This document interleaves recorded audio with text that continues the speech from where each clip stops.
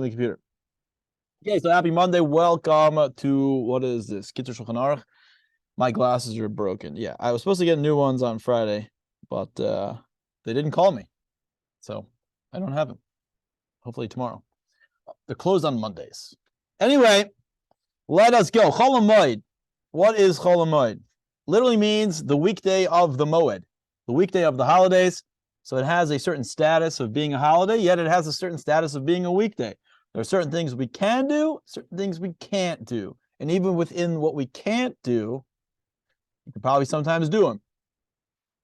There was typically 2 times a year that we would take a vacation. We would take it during Chol Ha'Moed Sukkot, the whole Sukkot, we would take off Sukkot, and we would take off the whole Pesach. If you go to Hershey, Pennsylvania, if you live here in America, and you go to Hershey, Pennsylvania, where they have Hershey's amusement park, you will see, just drink some coffee, it's like, you will see thousands of Jews every single day. It's a big vacation time, and it's when we go on to amusement parks and do whatever. I don't go to amusement parks. I don't do anything. Stay home. No, I'm just kidding. I'm with my kids. They're too young to do stuff like that. It is a big vacation time, and I don't know where I was going with that. Anyway, so what do we do? What are some of the things that we can do on Chol Ha'Moed? What are some of the things we can't do on Chol Ha'Moed? Okay, I just want to first mention, because we're not going to get to it. There is a mitzvah from the Torah to have 3.5 ounces at least of wine every single day of Chol Ha'Moed. So Chol Ha'Moed starts in America, outside of Israel, the third day of Pesach, after the second night. So the first 2 days is Yom Tiv. The last 2 days are Yom Tiv, and the days in between, the 6 days in between, are Chol Ha'Moed. We start counting the Omer from the second day of Pesach, right? The big countdown, 49 days to Shavuos, the big highlight. You guys know next year is a leap year. So if you think Pesach starts late this year, it's going to be a month later next year. It's going to be even later next year. It's going to start over here in Detroit. It's going to start at like 9:10 or whatever at night. It's going to be pretty. Wait a second, but last year was a leap year as well. Yeah, well, there's how many? There's 4. What is there? There's 7 every 13 years, or 4 every 13 years. I'm slipping my mind. There's a lot. You're going to have a lot. For wow, sure. So is it always like every other year? No. Wow. I don't know. The truth is, I don't exactly know how. There's gonna be another one in about 3 years, I think, and then there's gonna be another one in 5 years, perhaps. I don't know. I mean, you can look it up, but I don't know exactly know the cheshbon. It goes by the Fibonacci numbers, like 1 and then 3 and like 5 and. Yeah, it doesn't. You're right. Like 8. That would be good, but it doesn't. Yeah. So next year's gonna be a leap year. So Pesach's gonna be much later. It's gonna be in May next year. The latest it's possibly gonna be. Okay, so we start counting the Omer the second day. Boom. Next day comes. You say Havdalah after the second night of Passover. Second day of Passover. Say Chol Ha'Moed begins. Sorry, after Yom Tov begins Chol Ha'Moed. Now on Chol Ha'Moed, we try to do a few things. Let's go inside and I will fill you in on everything that it doesn't say. On Chol Ha'Moed, it's forbidden to do certain malachot. It just means certain works, certain types of things you're not allowed to do. Some things are permitted.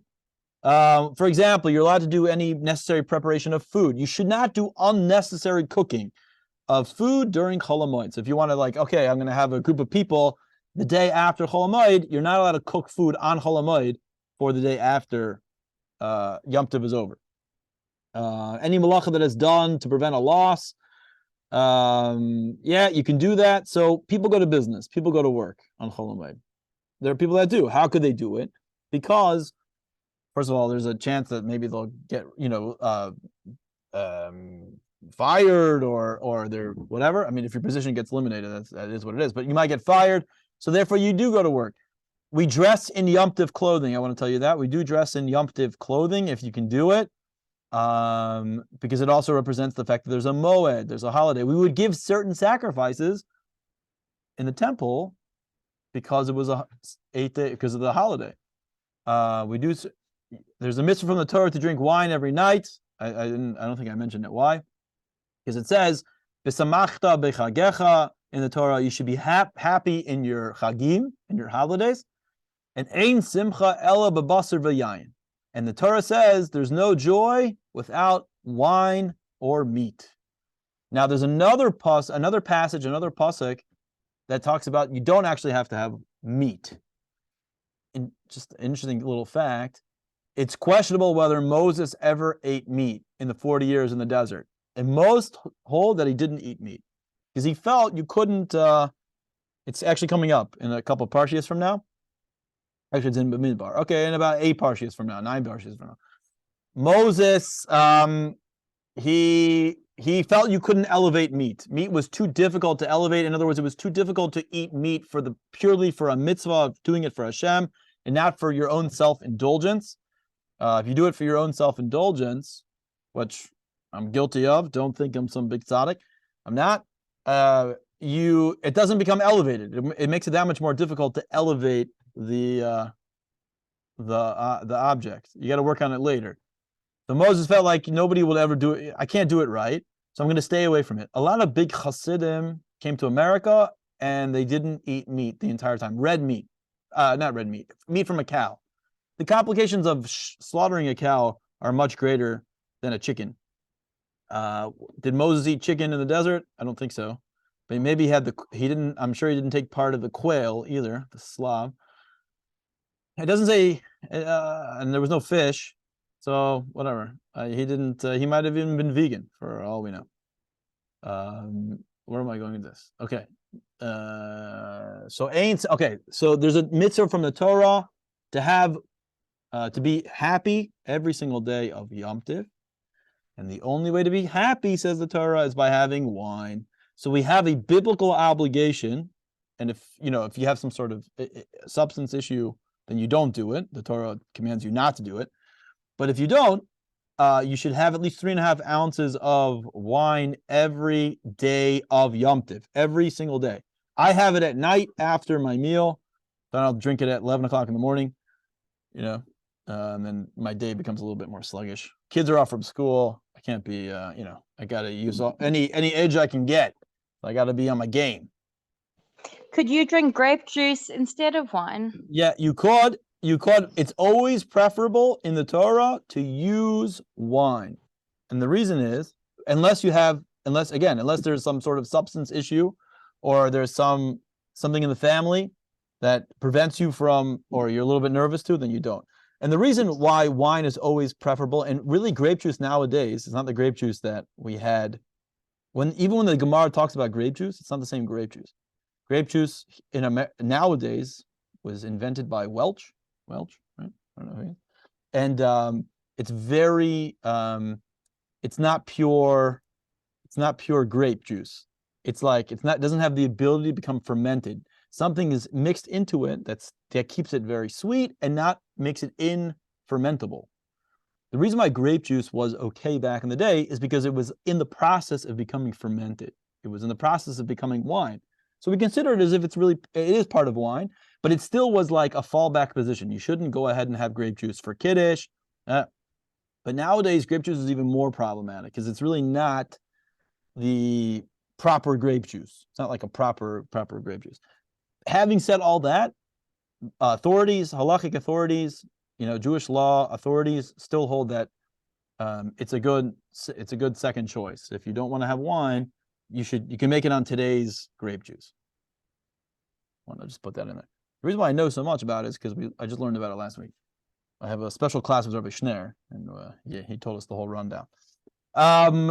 Okay, so there's a mitzvah to have wine every single day of Chol Ha'Moed, mitzvah from the Torah. We do dress in Yom Tov clothing if you can. We do not wear tefillin. Chabad and Sfardim and many Ashkenazim do not wear tefillin during Chol Ha'Moed. The day itself, it's like Shabbos in a way. The day itself accomplishes whatever tefillin can accomplish. The day itself accomplishes that. That's why we don't wear tefillin on Shabbos. Shabbos, the day itself, is more holy than what tefillin can accomplish spiritually. Why we don't blow the shofar if Rosh Hashanah falls on Shabbat, because even though there's a mitzvah from the Torah to blow the shofar, but if the sages understand that Shabbos itself is much more holy than whatever the shofar can accomplish. So anyway, we don't wear tefillin during Chol Ha'Moed. We don't do unnecessary work. Here we go. So it says disgracing Chol Ha'Moed implies disgracing Chol Ha'Moed means you're doing things that are mundane, and you're not doing them for the benefit of Chol Ha'Moed, or you're not doing it for a good a benefit of Chol Ha'Moed. You're not doing it for the benefit of the Yom Tov. So if you don't need to work, you shouldn't go to work. If you can get someone else to do the work, you should get someone else to do the work, preferably a non-Jew. And if you can get a Jew to do the work, try. If you cannot pay him, great. If you have to pay him, you pay him. If you can't get anybody else to do it, then you do it yourself and you pay yourself. That's the rule. We try not to do any writing. Shouldn't do any writing. I hardly ever write, but you shouldn't do any writing on Chol Ha'Moed, because whatever, it's connected with business, and we try not to do it. If you do have to write something, it should be for you should maybe do it in an awkward way. But the Gemara talks about writing it not in a straight line. You should like write it a little bit curved down. Interesting, because it's unusual. You're doing it in an unusual way. There's What if you're busy with home renovations? Would you have to pause those, Oh, even okay. if you've already paid, for example? Well, and okay, a so non-Jew was doing the renovations. Yeah, that's a very good question. So what's going to be the result? What if you say you take a week off? Is there going to be a problem? Do you think it's going to be a problem for them to come back? Is there any? Do you think the chances are pretty good that it's going to delay it Well, significantly? we're in South Africa. They probably won't ever come back. They'll take your Okay, so money then and it's go. probably right. Okay, so then you No, I'm should. kidding, but I'm kidding. Right. Kind Okay. of. No. So in that Mhm. case, you should probably not. You should probably not let them. You should probably keep them coming. The Gemara talks. The Halacha talks about even a sale. If there's a sale on clothing going on, you should take advantage of it. So whenever there's like any sort of loss that maybe if there's going to be a loss that will be incurred, you should seize. You should take advantage. Then you should actually make sure they come, and do whatever you need to do. Here we go. The law that permits malacha the law permits work in order to prevent a loss only applies if it was impossible. But we've extended it even further. Nowadays, it's much more accepted to do work, and what's considered a loss has been expanded. There's something I wanted to speak about though. Okay, any work that is forbidden on Chol Ha'Moed is permitted in the following circumstances. Excuse me, if a Jew does not have enough food for Chol Ha'Moed or Yom Tov, you're allowed to go to work in order to be able to buy something, so you have something to eat, but he should do so in private. Now, if you go to Crown Heights or you go to Borough Park, you go to Yerushalayim, you go to one of these like frum neighborhoods, you'll see plenty of stores that are open, restaurants that are open. Well, restaurants won't necessarily be open because they're not turning them over. But certainly grocery stores will be open, and even other types of stores will be open. Cleaners will be open, clothing stores will be open, shoe stores, whatever, hardware stores, basically any type of store that you're going to have open, except for a restaurant is going to be open. So people don't do it in private nowadays. You know what I'm saying? Like, people go shopping, no problem. It's become much more accepted. It's forbidden to have such work done by a non-Jew. Okay, whatever. Okay, even malachas that are permitted are forbidden to be done for a non-Jew. Okay, certainly, but again, that doesn't really apply nowadays. If you got to go to work, you go to work. Okay, farmers. For a farmer, you got to be a little bit more strict. You can't just go fertilize your field, lay out straw. Let me tell you something very interesting. When Ezra was a colleague of Mordechai, during the times of Purim. I'm sure I've mentioned this 10,000 times, but I just find it to be so fascinating. Ezra tried to gather the Jews to go back to build the second temple. After Achashverosh passed away, 2 years later, Darius, who was the daughter of Esther, became the king. Now, he wasn't a very frum Jew, it seems. I think he wasn't a very proud Jew. He didn't really care. But he allowed the Jews to go back and build the temple. So Ezra tried to muster together as many Jews as he could to go build back the second temple. Now, right, and they were right. The Jews said, "What do you mean build a second temple? The ark is hidden in the bottom. The revelations of godliness are way less. It's not. This is the main center for Torah study. It became Persia and Babylonia became the main center for Torah study, which was true. And the revelations of the temple were much less. There were many reasons. Jewish life was good. They had good jobs, health. It was metropolitan, and everything was good. So a lot of Jews, most of the Jews stayed. 1,500 Jews followed Ezra back to Jerusalem. 1,500. That's like, what is that? It's nothing. The whole tribe of Levi, no Levi said, "I'm going back. I don't want to go back," and he was very mad at them, which was yesterday's quiz. Now he goes there. They start building it. Eventually, Ezra passes away. Who was Ezra, by the way? Ezra. He was such a great prophet. It says if God didn't give the Torah to Moses, he would have given it to Ezra. So Ezra passes away, and now a new prophet comes to town. So they needed a new guy to take over, and Nehemiah took over. When Nehemiah came from Babylonia up to Jerusalem, what did he see? What was going on? Jews were, and he arrived, he saw the first Shabbos he was there, Jews were putting out straw on their fields, they were fertilizing, they were eating, drinking in the marketplace. They were having a good time. And they were not doing anything that was not permissible according to the Torah. So if you look at the Torah, keeping Shabbos is actually very simple. You're basically allowed to do anything you want. You could even turn on a light if you do it with your left hand. You're allowed to basically cook in an unusual way. You can do business. You can have your store open. To be honest, it's like very. So what the Jews were doing that. They were acting like that, and he was like, "This is horrible." There was no atmosphere of Shabbos, so he came and he enacted a bunch of laws to preserve the atmosphere of Shabbos. One of them, most famously, is muksa. The idea of muksa. You're not allowed to move things that you don't need for Shabbos. Money. So really, you're allowed to handle money on Shabbos according to the Torah. But what is that? That's not in the spirit of Shabbos. You're not allowed to move money. You're not allowed to move rocks. You're not allowed to move trees, and all these different things. So in order to preserve the sanctity of Shabbos. So all of these things in halacha, talking about Chol Ha'Moed, it's the same thing. We're trying to preserve. The Torah says Pesach 7 days, or it's 8 days if you live outside of Israel. We're trying to preserve everything we can to preserve the atmosphere and the beauty of the Moed, of what Pesach is about. If we start letting you just go and do whatever you want, it's going to be a problem. So even though we make it, even when we allow you to go, when the Torah allows us to do work on Shabbos, there's always it's bureaucracy. There's always it's like annoying. You have to think about it. You got to work extra harder to not think about Pesach or Chol Ha'Moed, and you know what I mean. So it stays on your mind. It's all done. It's all done on purpose. There's something the reason why I'm saying, why did I want to say this? There's something I wanted to show you. Okay, we're gonna get to it in a second. It's forbidden to shave on Chol Ha'Moed. Shave your hair. That's why I haven't given myself a haircut, because I'm not gonna be able to get a haircut for a while, and I'm gonna do it tomorrow. Okay, it's forbidden to shave on Chol Ha'Moed, even if you shaved Erev Yom Tiv. But if a person if he just came out of jail, even if he was released on Erev Yom Tiv and he had no time to shave, he's permitted to shave on Chol Ha'Moed. So only a guy that's all disheveled because he couldn't shave, he's allowed to shave. Anyway, we don't take a haircut on Chol Ha'Moed. We don't cut our nails.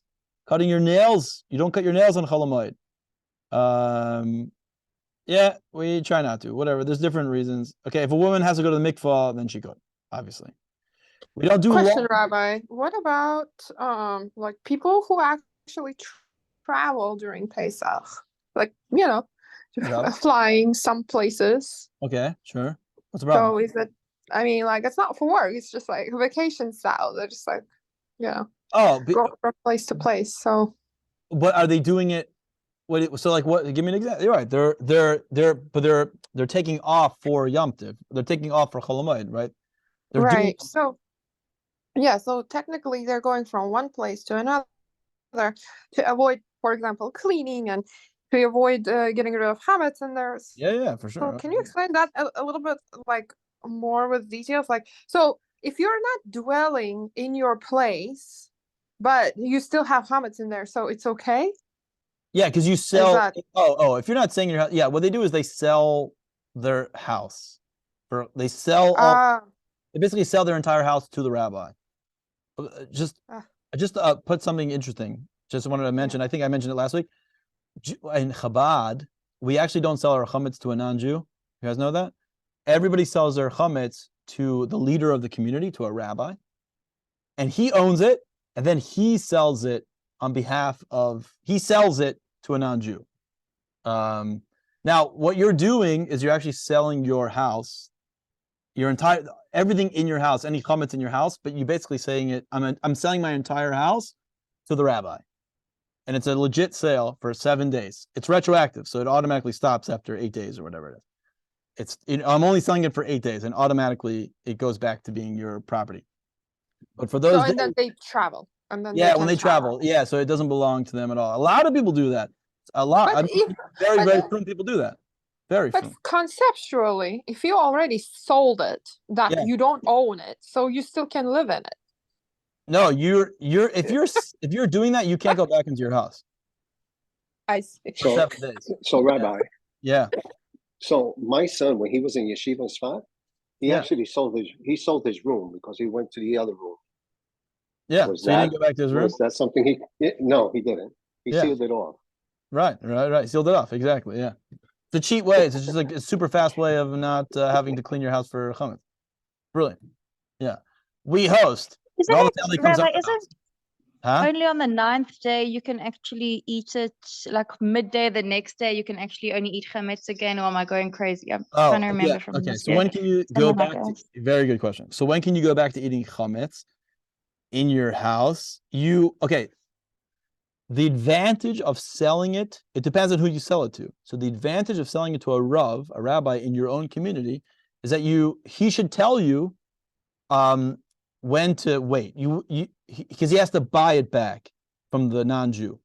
So it usually takes about, I don't know, 20 minutes or something. So here in our shul, we sell it all to Rabbi Silverberg, the Rav of the community, and he says, wait 1 hour to have chametz. Don't eat the chametz in your house for another hour, because I have to buy it back. I have to go talk to the guy, whatever. It takes about 15 minutes, whatever. But just to make everything. So we wait 1 hour. The question, what you're asking about chametz waiting for the next day is specifically about, I think that has to do with having meat on the 9 days. Am I wrong? That's a different thing. The meat on the 9 days, we don't actually eat until midday the next day. But Yes, chametz it you can is. start having about an hour, usually about an hour after the Yom Tov comes out. That's you typically. But Sheva, yeah. So I think you're right. My yeah. brain is a bit. No, it's okay. Sorry, I yeah, actually you didn't have realize it something until back I was to- speaking now. That's Sorry. talking about because the temple Cool. burns Thanks. until the next day. Whatever. Thanks. But we do have to wait. You have to wait. But now the problem is, if you sell it online, selling it online, you don't know when. It's a big problem. If you go to Chabad.org and sell it, it's a little bit more problematic, because when they might be buying it back in New York while it's still Yom Tov. If you live in California, they might be buying back chametz. They've given back your chametz. It could be 3 hours before Yom Tov is out for you, right? If you sell it in New York, then the guy he's gonna buy it back at 8 o'clock at night. But 8 o'clock at night is 5 p.m. by you, 5 o'clock in the afternoon, 5 o'clock in the afternoon for you. So you still need another 3 hours. It's a big problem to sell it online. Try not to sell it online. You should try to sell it to somebody, and you all live in a place where you can sell it to somebody in your community or nearby community. Every Chabad in there nearby buys chametz. And then our pets, What'd like you our say? pet food. So our pet food, Yeah. are we selling that to a non-Jew to feed them? Okay. Are we yeah. selling it, It's or a do we little just give it to complicated, them yeah. to? Okay, pet food that you know has chametz in it? Yeah, you are. Or You should try to.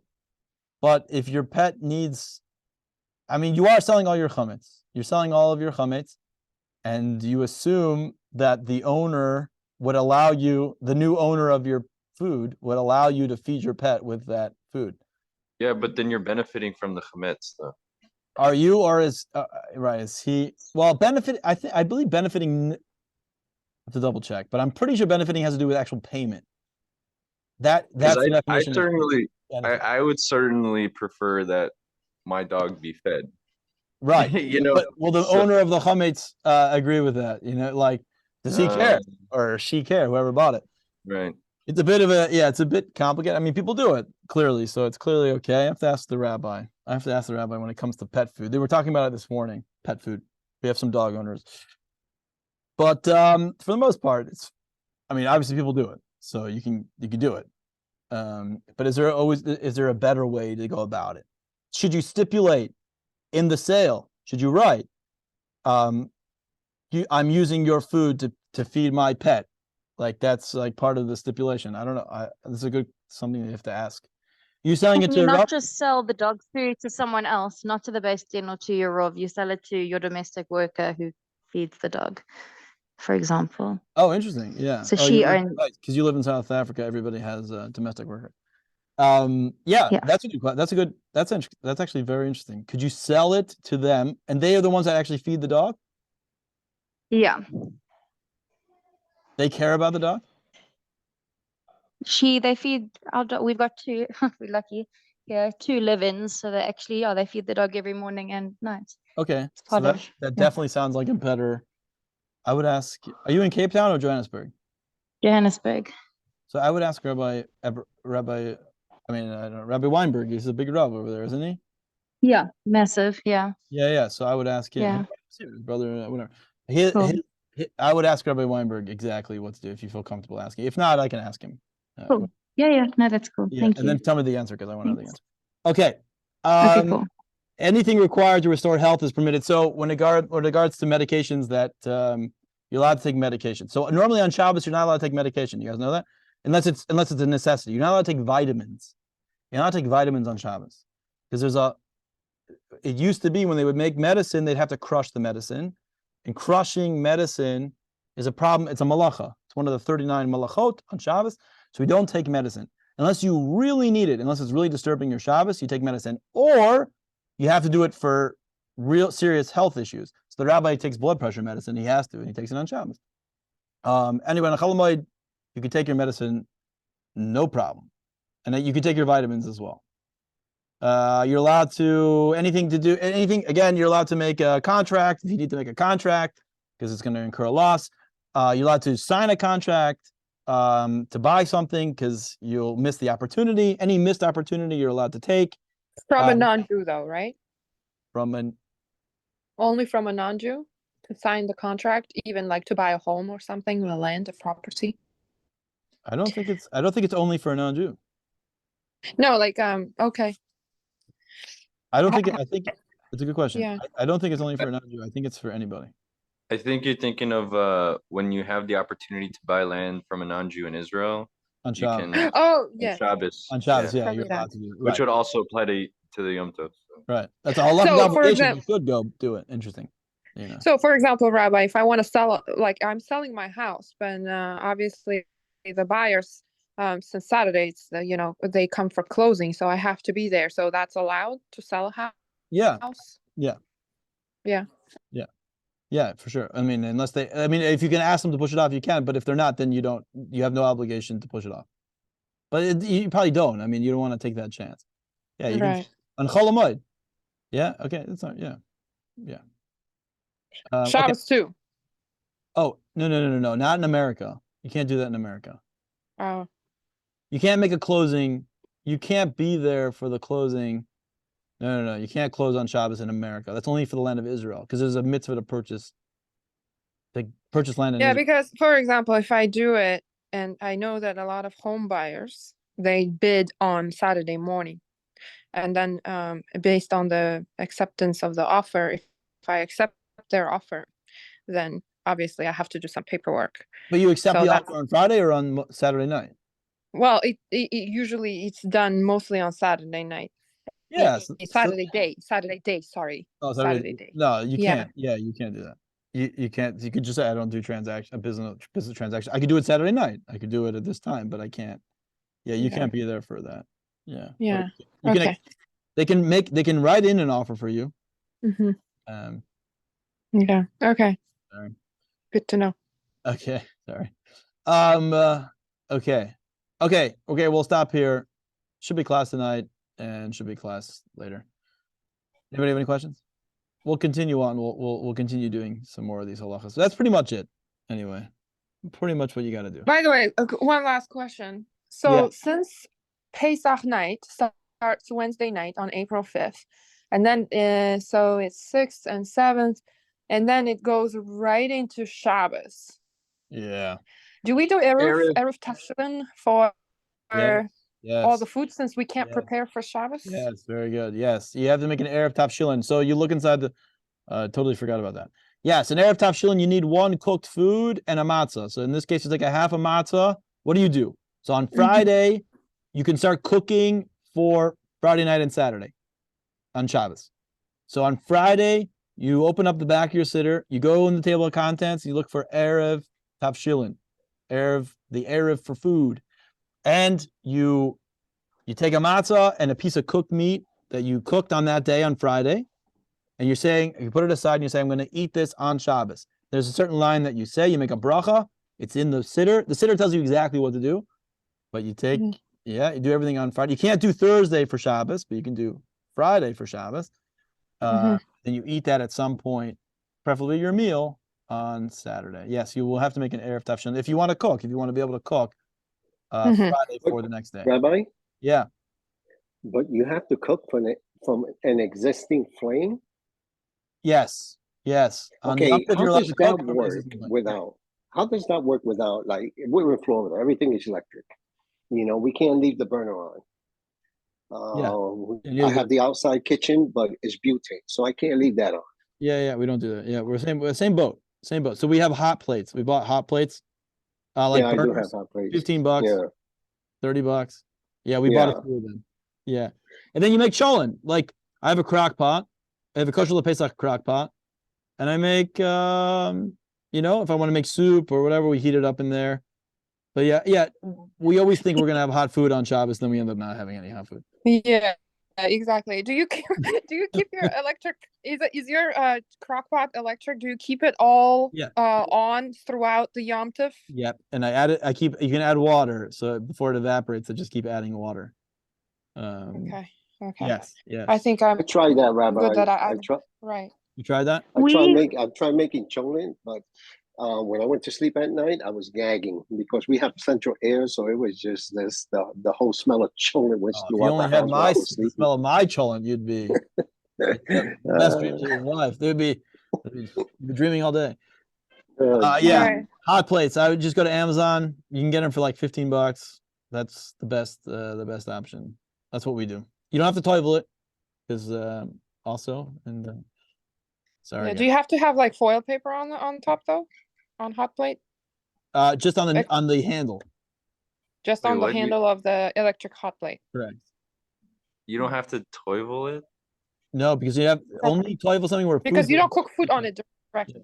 Oh, okay, good. Yeah. No, so that saves a lot of problem. Yeah. Okay. If it's brand new. Yeah. All right. Thank you. If you have more questions, just text me. For the most, okay. Yeah, it's a lot of Pesach preparation. I'm probably gonna text you to confirm something.